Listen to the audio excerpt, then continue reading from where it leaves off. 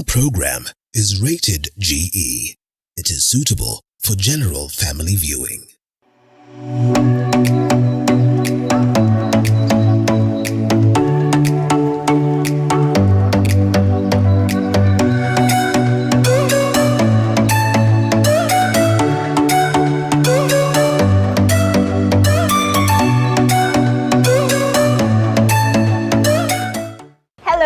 Welcome to yet another episode of The Grind with me, your host, Hibak Said.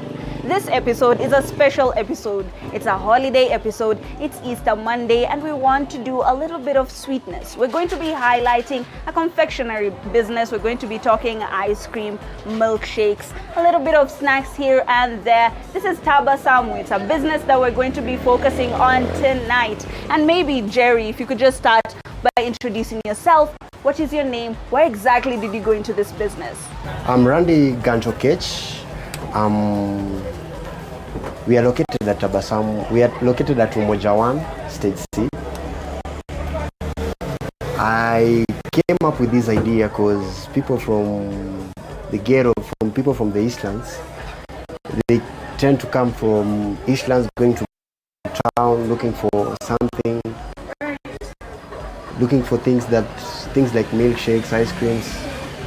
So I decided to venture into this business. Randy, your business is very unique. It catches your eye from a distance. There's a lot of graffiti, there's a lot of creativity. What exactly was going through your mind when you were setting up this establishment? Okay, when I was starting up this establishment, I thought of art. Art has got a lot of things, and art shows you who you are. So for me to start up something of this sort, something like graffiti, like you can see, we have got Milk Meeting ice cream. We've got, you can see our counter. 90% of it is about art. Okay. Yeah. So I decided to come up with something artistic, something that when it can catches a customer from a far distance. If you could just look through your menu, we're seeing a lot of the pieces that you have is something that people within the estate wanaweza come, wachukue, wanunue. There's coffee, there's ice cream. When you're looking at your customers, what are some of the things that you try to cater for? We've got ice creams, we've got milkshakes, we've got coffees. In terms of coffees, we've got espressos, cappuccino, americano.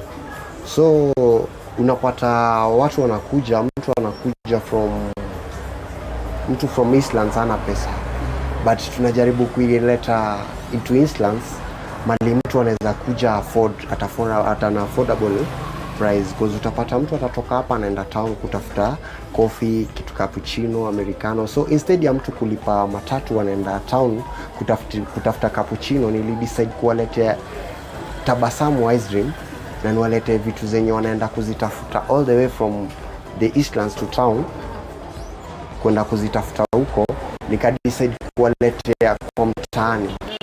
So unasema business yako is for convenience, unataka watu wakuje somewhere a bit closer so that they can save money. Leo unatutengenezea snack here. What exactly are you making for us? For today, leo nawatengenezea kitu inaitwa mocktail, na on our milkshake we are going to make something into a red cola mocktail. Yeah. So what goes into a red cola mocktail? Is this one of the things that people love the most? Okay, watu wanapenda red cola mocktail because ni kitu something unique. Ni kitu like watu wengi utenda hizo sites zingine kutafuta, unapata watu like watu wajaipatana na vitu kaa hizi. Unapata mtu from Eastlands ana exposure, but tunajaribu kumfungua brain akamkuwa limelight. Right. At least anapata a little bit of something yenye angepata in high end areas. True. Because utapata mtu from Eastlands ni mtu mwenye ana pesa. So tunaangalia hadi Mkenya wa chini, Mkenya mwenye ana enough money yenye anaweza pata entertainment, something to do with the entertainment and recreational activities. And it's a recreational activity that I would love to partake in. As you make us the mocktail, maybe you can tell us, hii business yako ulianzisha when? How many years has it been? Umekuwa ukisustain aje? Okay, for the first time nikianza biashara, I started with selling clothes. I ventured into mtumba business, but it was not going well. So nikakaa chini nikajiuliza ni nini naweza fanya yenye ni nini hiyo naweza fanya nilete kwa community yenye haiko yenye inaweza impress kila mtu kwa society.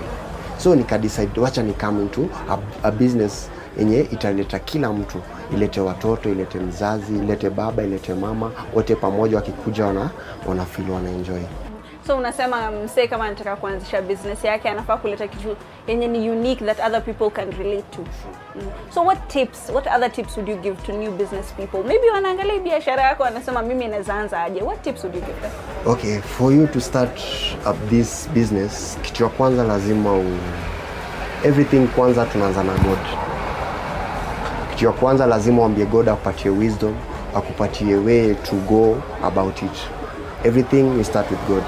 After hapo lazima ukuwe na financial discipline for you to start up something like this. So finances zako, of course God first, and then uweke finances zako. Na naona hapa hivi you have a couple of, the Nairobi City County permits zenye uko nazo. Msee kama anataka kuanzisha maybe business ya chakula, they want to sell snacks to people. What are some of the permits that they should take? Okay, for you to start up this business, kitu ya kwanza lazima ukuwe na food handlers, medical examination, food handlers, hiyo ni kitu ya kwanza. Lazima ukuwe na business permit ndio usumbuliwe na lazima ulipe tax. So lazima ukuwe na business permit, food handlers na fire certificate. Na kwa hii journey yako umekuwa ukifanya hii for a couple of years. Of course umeona a lot of challenges and of course umeona a couple of things zenye zimekufurahisha. What are the perks of having this business? Vitu zenye unaamka unasema yenyewe hii business is worth it. Okay, for you hii business iko na pesa, sitakudanganya, iko na pesa. Na ukianza hii biashara lazima kuwe mtu mwenye unaweza kuona jituma. Iko na pesa na pia lazima iko na pia challenges. Usipokuwa makini sana utarudi kwa mfuko. So utahave kwanza kwanza na ukuwe na financial. Actually mimi insist sana na kukuwa na financial discipline because everything about this business it all needs money. Yeah. So tuongelee the make of this particular establishment. You've talked about the graffiti. Umesema you were just trying to express yourself artistically, but of course kuna cost. What are some of the most expensive costs zenye umeinka when you are making this place for yourself?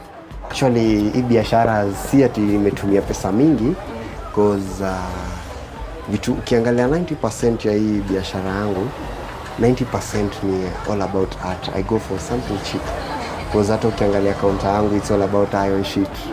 Ukiangalia hizi ni pallets. So maybe kitu imenikula labda lights. Yeah. So who made these things? Did you get an artist mwenye alikuja kukutengenezea? Was the creative process your own? Is this something you would recommend to other people? Okay, there's a designer mwenye alinifanyia hii kazi. Actually ni designer tu alikam up nikamwambia I need this. Mimi nampatia idea what to do. Yeah, and I put into place. Umesema financial discipline is very important when you're within this business. Lazima ujue chenye unafanya na vile unaifanya. Do you have a budgeting process? Unatengeneza aje your financial books? My financial books tuko na record. Any sale inafanyika hapa hivi lazima kuwe na record inawekwa chini. Ikikuja jioni after tumesha make sales, tushamaliza everything out, tunaenda into calculation, what have we made, what are the profits. Na zile profits tuna save, zile zingine zinarudi back into business. Like lazima kuoneza pesa inarudi kwa biashara. Ukuwe na profit, lazima kuwe na profit. Na sometimes utapata kuna losses, but hizo losses utapata zingine, hizo losses lazima you just come up below your savings yenye uko na loss unakuja unarudisha. Great. Yeah. So ni kubalance tu uone ni pesa gani inafaa kwenda wapi. Yeah. But mostly lazima usave. For you to run up this business lazima usave. Because iko na pesa leo utakuja utapata umeuza something to do with 10,000, 20,000. Na if kama unaweza make 20,000, why don't you save? Mbona si save 10,000 shillings urudishe 10,000 into business? Na hii Tabasamu, of course tumeiona, it's a really nice establishment. And of course unasema you usually get customers. Who are some of the employees that you have? How many employees do you have? Who unawa sustain aje? Niko na 2 employees. So utapata mmoja akiwa on leo, kesho mwingine ako off. Na saa zingine utapata wote wako hapa. Kuna training fulani yenye wewe unawapitisha? How do they relate with the customers? Is this something maybe unaona inaweza expand in the near future? We are thinking of expanding with other branches. We go somewhere like Buruburu. Twende Buruburu. Twende Roysambu, Thika Road, Porto. And of course, journey yako is something that we're really keen on following. Yeah. We go for a very short break, but when we come back, we tell you more about Tabasamu and the business of ice cream.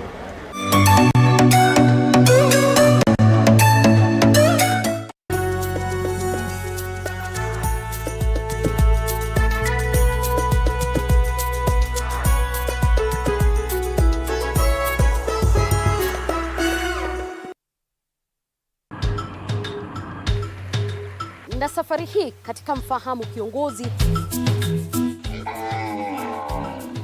tutakuletea viongozi aina mbalimbali. Nikuwe na Nisani kama 10 na pia nikuwe menua minibus. Minibus niko niwa. Kushinda unaangalia simu ya mzee. Soma Biblia ama ingia kwa washroom ujisugue. Mpaka nimetoa hivi. I don't know whether any of my children would want to get into the political field. Sijajua bado. Kila Alhamisi saa 1:30 kuendelea.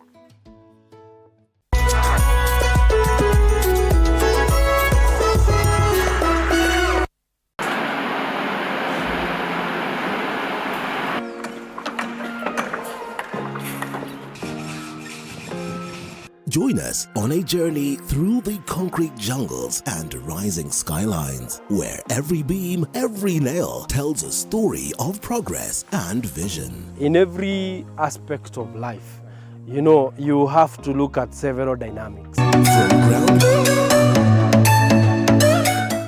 Welcome back to this episode of The Grind. This is a special episode. We are highlighting Tabasamu. Happiness and Easter go hand in hand. When you're on your holiday, you might be wondering how this particular business is done. Gant, we're back. You have made a mocktail for us. Yeah. A mocktail for us, and it's already done. What is it called exactly? It's called Red Cola. Red Cola, and it's a crowd favorite. And as we start to make another, confectionery, or as we start to make another snack, could you maybe just tell us, when you were choosing this location, how exactly did you choose it? What went into the thought? Do you usually get a lot of customers? Ya, nikianzisha hii biashara, nilijaribu kwanza kutafuta mali a central point, mali customer akiwa kwa matatu anaweza ona anybody around here, cause mali tuko sahi, tuko kwa stage. Tuko kwa stage. So utapata customer akishuka matatu anaona Tabasamu. Akiwa ndani ya matatu anaona Tabasamu. So any strategy yako that people wakitoka maybe job wamechoka and this is a snack that they could just be grabbing wanakuja tu wakichukua. And maybe some of the things that we've seen inside your menu. What was the thought process zilienda kwa hizo vitu? You have a very creative naming process. Some of the snacks that you're offering, what went into the creativity of the names? Unajua ukianzisha biashara lazima uwe creative. Lazima kuje na kitu yenye customer akiona atajiuliza hii ni nini? I need to try this or not. So utapata kwa menu yetu tuko na kitu ice cream inajiita Tipsy Scoop. Mtu ukimwambia Tipsy Scoop atajiuliza, kwani Tipsy Scoop iko na pombe? No, haina pombe, but ni creativity tu. Mtu atajiuliza, mbona itwe hii Tipsy Scoop?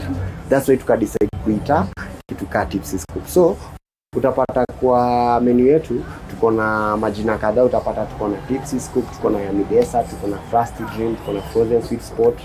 Pande ya mocktails tuko na Red Cola, tuko na Tabasamu Smash, tuko na Lemonade, tuko na Lime. Yeah. Right. And before we went on the break, ulikuwa unatuambia kuhusu plans zako za kuexpand. Ulikuwa unasema maybe hata utaenda Buruburu. What is the thought process ya kutafuta place yenye unafaa kwenda next? Is it maybe the location, the people? Okay, utapata customers wangu wengi sana watu wanatoka away, mtu si just people around Umoja. Unapata mtu atatoka all the way from Resambo, mtu atatoka all the way from Thika Road, anakuja kutafuta ice cream Tabasamu. Yeah, that's why utapata na I'm trying my level best in the near future nikuwe nime open up several branches. That's why ndio customers wangu wasikuwe na stress ya kupanda matatu wakimtafuta, wanaweza pata services zetu hata mali wako. And hopefully next tutafikiria hata estates zetu si pia tukue tunapata. Tutaingia kwa Convenience is very important. Gant, maybe you could tuambia, of course this you said is a side hustle of yours. Yeah. Would you consider it as a main hustle, na maybe mbona ulifikiria side hustle in the first place? Okay, nikifikiria side hustle, unajua pesa itoshangi. In real sense pesa itoshangi, na lazima ukuwe msharp. Lazima si wote tuko na goals yenye kila mtu anataka kuachieve in life. Na for you to achieve this thing in life, lazima ukuwe na an open brain. Ukuwe na kitu yenye unaweza fanya ikuingizie income. It's all about finances. So lazima ujue vile unacheza na finances zako, ndio by the end of the day there's nothing una lack for life. Na kwa grinders wenye wako na watch episode maybe wanajiambia msee bana amefungwa this place and it's doing so well, anafikiria expansion. What happened before ufikiria hata expansion? Where did you get the finances in the first place kuanzisha hivi? Okay, nikianzisha hii biashara nilianza as vile nimekuambia, nilianza biashara na za mtumba business. Nimefanya mtumba business for like 7 years, 8 years hivi nikingangana na mtumba, but utapata mtumba business it is not that convenient. Na so vile nilikuwa na save nikiwa nikifanya mtumba business, because I had a boutique, nilikuwa nauza nguo, have to lock hiyo boutique, nikaamua ni focus sana na business, ni focus sana na hii Tabasamu. Na financing, unaweza ku recommend wase watu wapi maybe ndio ya kuanzisha biashara? Mali ile kidogo unafanya, anything unafanya you need to save.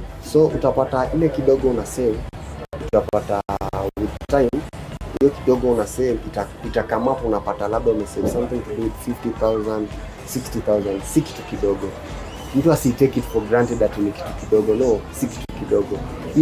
You just start from small ukipanda. So ukianza umesave umefika 50,000. Start something. Anza something. Mtu anzangi just up hivyo. Unaanzanga from something ukigrow one by one. So how do you balance between your main hustle and your side hustle? Okay. Utapata 90% of the time nimeemploy watu hapa hivi. So my employees wangu 90% of the time watakuwa hapa hivi. So mimi nimetoka job kitu 4. The first stop lazima nifike ni hapa. Niangalie vile busy naenda, nikae hapa hadi 4. So you have to maybe bring other people to help you with their side hustle. Now maybe when you're looking through your books, is there something else that you employ? Social media, how do you use it in your business? Okay, mtaangalia for now sasa tuko na Instagram handles, tuko na Facebook handle, tuko na TikTok handles. Hapo ndo mali hizo ndio platforms zenye unapata tuna focus sana nazo. So ukiangalia Instagram handle yetu ni Tabasamu Ice Cream @254. So when you're using social media for your business, of course it's very important kujiposition kwa hii industry so that people get to know you. Nini ndo huo unatumia kujimarket kwa social media, huo unaweka nini? How many customers do you get on your socials? On social media utapata sana Facebook yetu iko na like 7,000 8,000 followers. So utapata kwa out of 8,000 followers utapata in a week labda watu kama 50 wamefika. 50 wamefika Tabasamu. So unapata for these 50 people wenye wamefika, biashara bado inaenda grow. So social media iko na power, because utapata social media zingine unapata tumefocus sana kwa social media. Instagram huko tunapush ile content, kila siku tunatafuta content, lazima tuwe na content daily. And it's important sana unajiposition in that sense, unapatia watu information yenye inaweza waleta kwa business yako.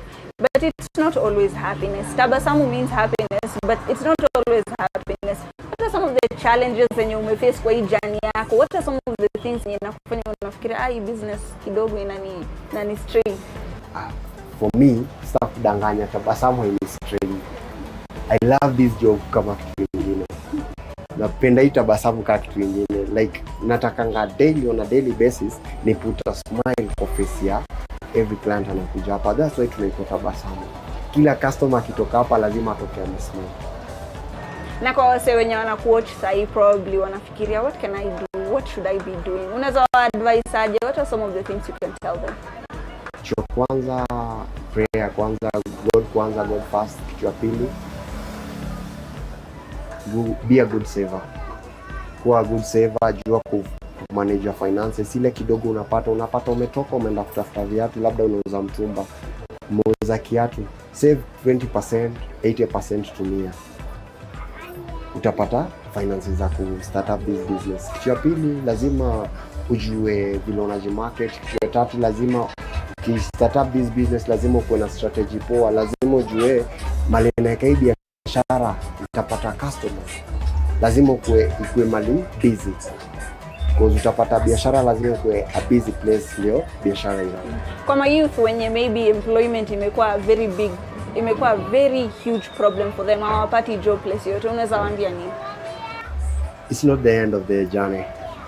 Na kila kitu inaweza, ile kitu unaona ni ngumu inaweza happen. So for me nifike mali nimefika, imekuwa journey. Sijakuwa na sijakuwa na job, sijakuwa na employment, lakini ile kidogo utapata umetoka umeenda kuhustle, labda umeenda umefanya mjengo, umepata 1000 shillings. Why don't you save 500 shillings? Hiyo ingine ukule. Hiyo kusave haba na haba inajaza kibaba.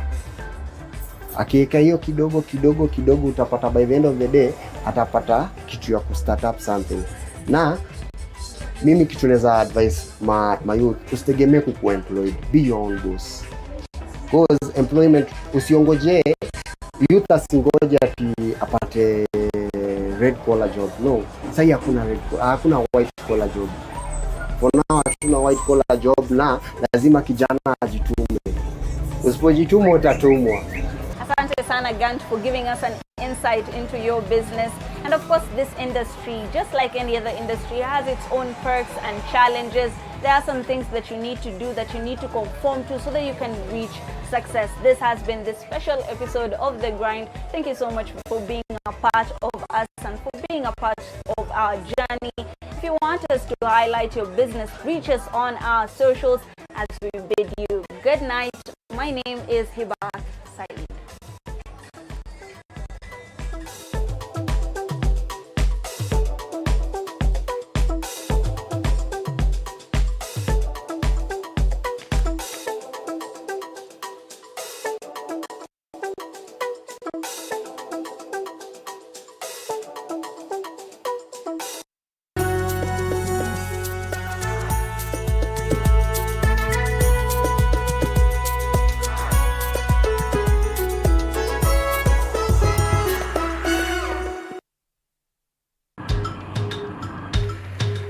Na safari hii katika Mfahamu Kiongozi tutakuletea